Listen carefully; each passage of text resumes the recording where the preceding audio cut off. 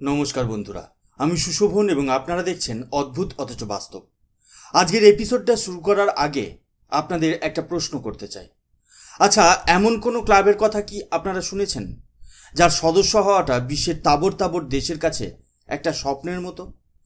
একটা এমন intelligence alliance যেখানে পৃথিবীর সব গোপন খবর, সব থেকে সেন্সিটিভ ইনফরমেশন একে অপরের সাথে শেয়ার করা হয়।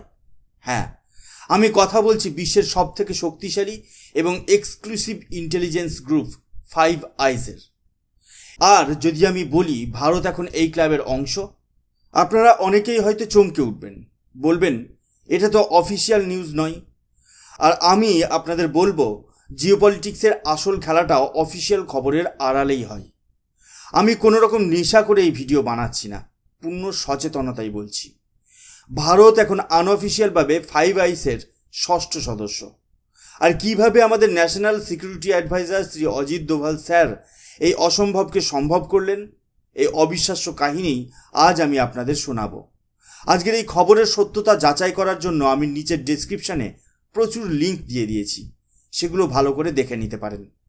তাই শেষ পর্যন্ত ভিডিওটা অবশ্যই দেখবেন, কারণ আজকের পর ভারতের দিকে তাকানোর আপনার দৃষ্টিভঙ্গিটাই বদলে যেতে চলেছে।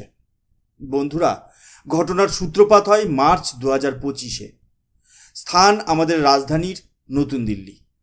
সারা বিশ্বের মিডিয়ার নজর এড়িয়ে একটা অত্যন্ত গোপন বৈঠক হয়।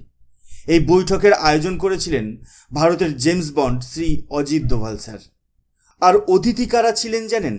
অতিথি ছিলেন ফাইভ আইজের 5 সদস্যের মধ্যে 3 জন সবথেকে গুরুত্বপূর্ণ সদস্যের ইন্টেলিজেন্স চিফরা। ভাবুন একবার, আমেরিকার ডিরেক্টর অফ ন্যাশনাল ইন্টেলিজেন্স, ইউকের ন্যাশনাল সিকিউরিটি অ্যাডভাইজার এবং নিউজিল্যান্ডের ইন্টেলিজেন্স চিফ, এই 3 জন একসাথে ভারতে এলেন, তাও আবার অজিত দোভালের নেতৃত্বে হওয়া একটি মিটিংয়ের জন্য।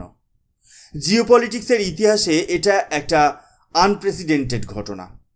ফাইভ আইজের মিটিং সাধারণত তাদের সদস্য দেশেই হয় এবং অত্যন্ত গোপনে হয়, কিন্তু এই প্রথমবার ভারতের মাটিতে তাদের 3 প্রধান সদস্যের প্রধান ব্যক্তিরা একসাথে এলেন।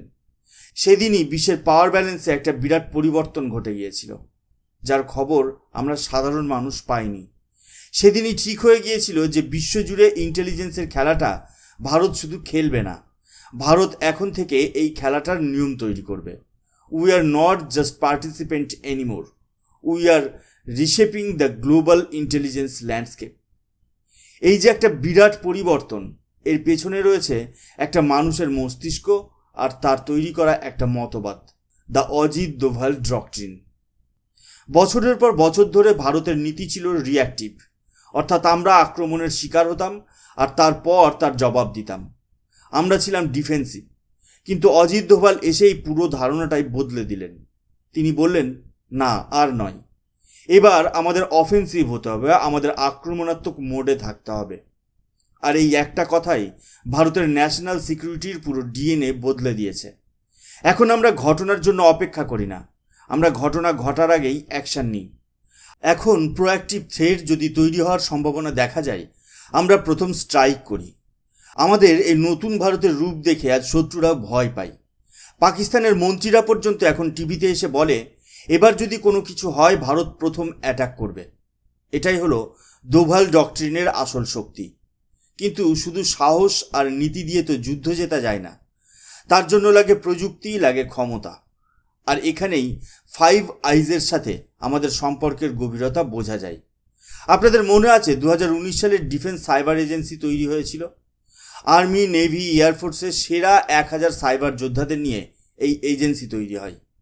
এদের কাজ শুধু আমাদের সিস্টেমকে বাঁচানো নয়, শত্রুর সিস্টেম হ্যাক করে তাদের পরিকল্পনা জেনে নেওয়া, তাদের এনক্রিপ্টেড কমিউনিকেশনকে ভেঙে ফেলা। আর এই কাজে আমাদের সবথেকে বড় সাহায্য করেছে ফাইভ আইজ।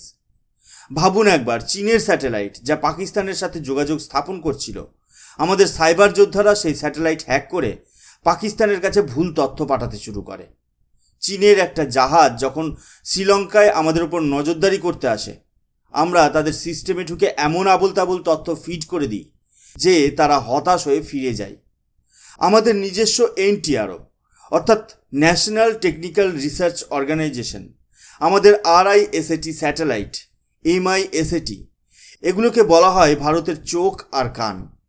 এর সাথে যোগ হয়েছে ন্যাট গ্রিপের মতো সিস্টেম, যার ফলে আজ ভারতের প্রায় 105 কোটি মানুষের ফেসিয়াল রিকগনাইজেশন ডেটা আছে।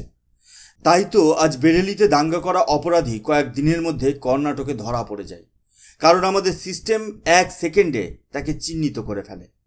আর এই সব কিছুর পেছনে যে এআই পাওয়ার্ড সিস্টেম কাজ করছে, যে টেকনোলজি লাগছে, তা আমাদের দিয়েছে ফাইভ আইজ।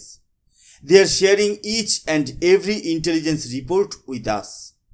কথাগুলো হয়তো অনেকের কাছে সিনেমার গল্পর মতো লাগছে, তাই আপনাদের একটা বাস্তব উদাহরণ দিই, অপারেশন সিন্দুর।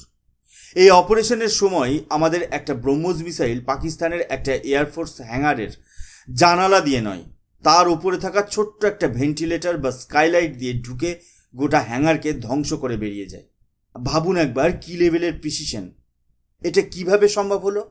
কারণ আমাদের কাছে রিয়েল টাইম ইন্টেলিজেন্স ছিল, যা ফাইভ আইজ আমাদের দিয়েছিল। তাদের ড্রোন যখন আমাদের সীমান্তে ঢোকে, আমাদের সিস্টেম বলে দিচ্ছিল কোন ড্রোনে বোমা আছে আর কোনটা খালি। তাই দামি মিসাইল নষ্ট না করে আমরা 100 টাকার একটা গুলি দিয়ে সেই ড্রোন নামিয়েছি। 1 শট 1 কিল। আমাদের রাফায়েল, আমাদের সুখোই, আমাদের দেশীয় যুদ্ধ বিমান, প্রত্যেকের সফটওয়্যার, প্রত্যেকের ল্যাঙ্গুয়েজ আলাদা, কিন্তু যুদ্ধের সময় সবকটা বিমান একটা ইউনিফাইড কমান্ডের মাধ্যমে, আর্টিফিশিয়াল ইন্টেলিজেন্সের মাধ্যমে নিজেদের মধ্যে কোঅর্ডিনেট করে লড়ছিল। কোনো ফোন কল বা ওয়্যারলেস মেসেজের দরকার পড়েনি। Air, sea, land, cyber space, 4টে ডোমেন একসাথে কোঅর্ডিনেটেডভাবে শত্রুর উপর ঝাঁপিয়ে পড়েছিল। মাত্র 22 থেকে 25 মিনিটেই যুদ্ধ শেষ হয়ে গিয়েছিল। এটাই হলো নতুন ভারতের ক্ষমতা, যা দেখে ফাইভ আইজ বুঝতে বাধ্য হয়েছে যে ভারত এখন তাদের সমান। India is an asset, not a liability. Five আইজের 3 সদস্যের কথা তো বললাম, বাকি রইল 2টো দেশ, অস্ট্রেলিয়া আর কানাডা। অস্ট্রেলিয়ার সাথে আমরা সম্প্রতি 3টি যুগান্তকারী ডিফেন্স চুক্তি সই করেছি। ক্লাসিফাইড মিলিটারি ইনফরমেশন শেয়ারিং, অর্থাৎ ওদের গোপন সামরিক তথ্য আমাদের কাছে আসবে, আমাদেরটা ওদের কাছে যাবে। সাবমেরিন ইনফরমেশন এক্সচেঞ্জ, ভারত মহাসাগরে কোনো নিউক্লিয়ার সাবমেরিন কোথায় যাচ্ছে তার রিয়েল টাইম তথ্য এখন আমাদের কাছে থাকবে। ওপেন মিলিটারি কমিউনিকেশন, 2 দেশের সামরিক বাহিনীর মধ্যে যোগাযোগের সমস্ত বাধা দূর করা হয়েছে। মজার ব্যাপার হলো ফাইভ আইজের সদস্যরাও নিজেদের মধ্যে ঠিক এই 3টি চুক্তিই করে থাকে, অর্থাৎ অস্ট্রেলিয়ার সাথে আমাদের সম্পর্ক এখন ফাইভ আইজের সদস্য দেশগুলোর মতোই। এবার আসি কানাডার কথায়। নির্ঝর হত্যাকাণ্ড নিয়ে কানাডা যখন আমাদের বিরুদ্ধে অভিযোগ তুলেছিল, তারা বলেছিল যে তাদের কাছে ফাইভ আইজের দেওয়া ইন্টেলিজেন্স আছে, কিন্তু এখানে একটা বিশাল টুইস্ট ছিল যা কানাডা বুঝতে পারেনি। আমরা আগে থেকেই জানতাম যে কানাডা আমাদের উপর নজরদারি করছে, কারণ আমরা উল্টে তাদের উপর নজরদারি করছিলাম। We were doing surveillance on their surveillance. আমরা জানতাম ওদের কাছে কোনো শক্ত প্রমাণ নেই, তাই যখন আমরা বললাম প্রমাণ দেখাও, তারা দেখাতে পারল না। আর এরপর যখন আমরা বললাম যে এই নজরদারির পেছনে চীনের হাত আছে, গোটা খেলাটাই ঘুরে গেল। এই ঘটনার পর ফাইভ আইজ একটা জিনিস খুব ভালোভাবে বুঝে গেছে, ভারতের ওপর এখন আর গোয়েন্দাগিরি করা যাবে না, কারণ আমরা এখন তাদের পার্টনার, ইকুয়াল পার্টনার। আর তাই তারা ভারতের উপরে সব রকমের সার্ভিলেন্স বন্ধ করে দিয়েছে। বন্ধুরা, this is a massive development. আজ পরিস্থিতি এমন জায়গায় দাঁড়িয়েছে যে আমরা আমেরিকার সাথে বিইসি এর মতো চুক্তি করছি, যেখানে military grade Jio special intelligence sharing হচ্ছে। ব্রিটেন আমাদের এমন টেকনোলজি দিচ্ছে যা তারা বিশ্বের কাউকে দেয় না। Quantum computing, semiconductor, defence AI, সব ক্ষেত্রে আমরা ফাইভ আইজের সাথে মিলে কাজ করছি, কারণ তারা জানে ভারত এখন আর অস্ত্রের খরিদ্দার নয়, ভারত এখন অস্ত্র তৈরি করে। এখন তাদের ভারতকে প্রয়োজন। চীন যখনই সীমান্তে এগোনোর চেষ্টা করে, ফাইভ আইজের দেওয়া ইন্টেলিজেন্সের কারণে আমরা আগে থেকেই প্রস্তুত থাকি। আমাদের প্রস্তুতি দেখে চীনারা অবাক হয়ে পিছিয়ে যায়। আমরা কোনো মিলিটারি জোটে আনুষ্ঠানিকভাবে যোগ দিচ্ছি না, কারণ আমাদের কারোর কথা শোনার দরকার নেই। আমরা অটোনোমাসলি কাজ করছি, একজন সমান অংশীদার হিসেবে। আমাদের 1000 সাইবার যোদ্ধা 24 ঘন্টা কাজ করছে। আমাদের স্যাটেলাইট মহাকাশ থেকে গোটা অঞ্চলের উপর নজর রাখছে। আমাদের এআই সিস্টেম একসাথে শত শত ভাষায় আসা ইন্টেলিজেন্সকে প্রসেস করছে। বন্ধুরা, এটা পুরনো ভারত নয়, এটা আজকের ভারতও নয়, এটা আগামীকালের ভারত। অজিত দোভালকে এমনি এমনি জেমস বন্ড বলা হয় না।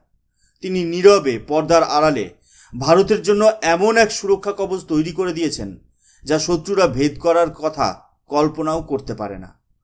ফাইভ আইজের আনঅফিসিয়াল সদস্য হওয়াটা কোনো ছোট ঘটনা নয়। এটা প্রমাণ করে যে বিশ্বমঞ্চে ভারতের স্থান এখন কোথায়। তারা আমাদের সাথে চুক্তি করতে আসছে কারণ তারা আমাদের শক্তিকে সম্মান করে। এই কাহিনী গর্বের, এই কাহিনী ভারতের উত্থানের। ভিডিওটা ভালো লাগলে অবশ্যই লাইক করবেন, শেয়ার করবেন, যাতে প্রত্যেক ভারতীয় এই সত্যিটা জানতে পারে। আপনার কি মতামত কমেন্টে জানাতে ভুলবেন না। অদ্ভুত অথচ বাস্তবের সাথে জুড়ে থাকার জন্য চ্যানেলটি সাবস্ক্রাইব করে বেল আইকনটা প্রেস করে দিন। খুব শীঘ্রই দেখা হবে নতুন কোনো এপিসোডে। জয় হিন্দ, জয় ভারত।